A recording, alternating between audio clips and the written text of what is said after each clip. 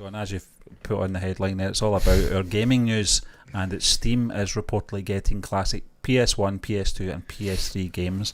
John, you and I have been on Steam for the best part of 20 years, haven't we? With the likes of Football Manager and that, when that first came out, and all those kind of games from the early 2000s. But yeah, this is coming in from comicbook.com. Steam is reportedly getting a few classic PS1, PS2 and PS3 games, and one of the best series in gaming history. The report comes the way of leaker Leaks over on Twitter, who has proven reliable in the past. According to the leaker, the classic Metal Gear Solid games should be coming to Steam this year. The leaker adds they have received multiple signs that this will happen, but has no clue which games and versions will be exactly included.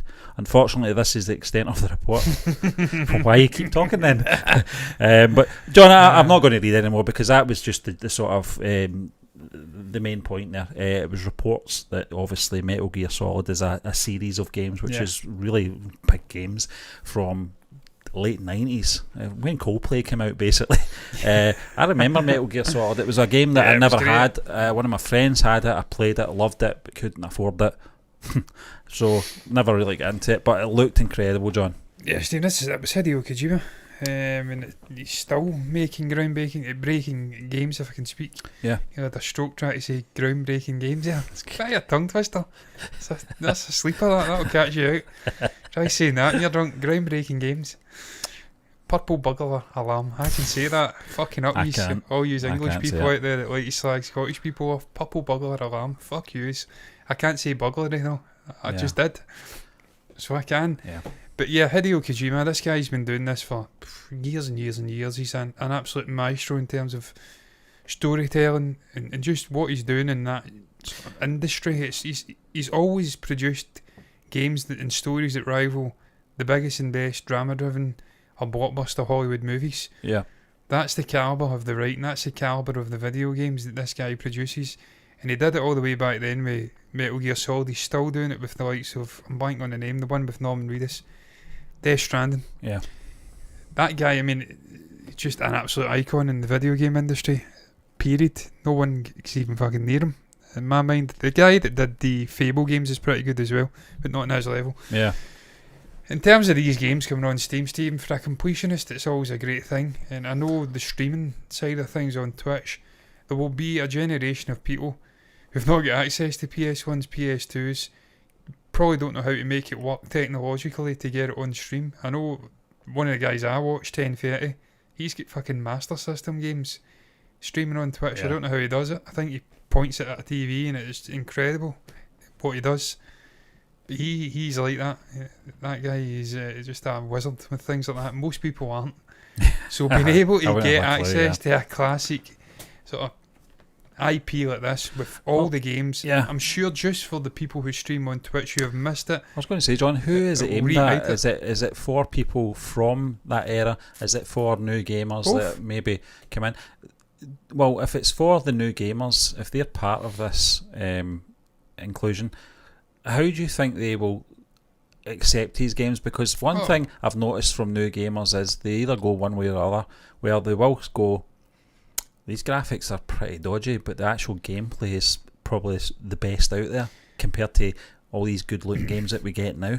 Some you have to work your ass off to obviously complete these games. I think the name of the one that Portal was buffed out of. It was Half-Life. Half-Life. Yeah. Half-Life's one of the greatest fucking games ever made. I think it was, yeah. Half-Life. Yeah, it was Half-Life, because you had the sort of multiplayer game that we dabble with back in the day. It was crazy. I liked that. John, I think you got me. I got you the orange box. Yeah, the orange box. It was fantastic. I was addicted to it. I completed most of those games that were on that. Yeah, I mean, it's one of the greatest games ever created, plural, because there was multiple, and there's people wanting sequels to that. Graphically, that's not the greatest. Lemmy was playing it not that long ago. I was watching him. John, I played Doom a couple of weeks ago on Game Pass. Yeah, it's still. And I loved that game in 1993. Yeah. So you're talking 30 years ago. And I played it the other day, and my daughter was just looking at me and said, "Why are you playing that blocky looking horrible game?" And I couldn't stop playing it. There's something about it. Stephen, games have been dumbed down over the last 30 years. They definitely have. I remember, and it's probably because I was a little kid, but I remember in the mid-90s playing the likes of Monkey Island. Yeah. They didn't hold your hand. No, you had no. to learn, and even now Monkey You didn't have Island, checkpoints every 2 minutes. we didn't. No, it was a different time, and things were much harder.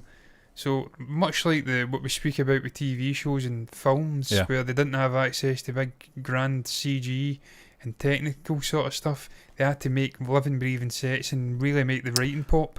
In terms of... That's what it's like with video games. They had Yeah. to work all the harder to captivate people back in the day, because graphically yeah. it was impressive for the time, but it was nowhere near where we are now. It's like Star Trek TV series. It is, yeah. You had to really write your ass off. I keep saying that, don't I? John, Steam, as I said earlier, Steam's been out for the best part of 2 decades now. This must have been one of the very first platforms that Yeah, I did, think it was, yeah.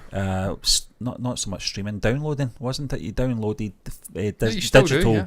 digital games. That's where I'll be getting Hogwarts Legacy. And this is obviously the beginning, if you like, of the end of physical media for games.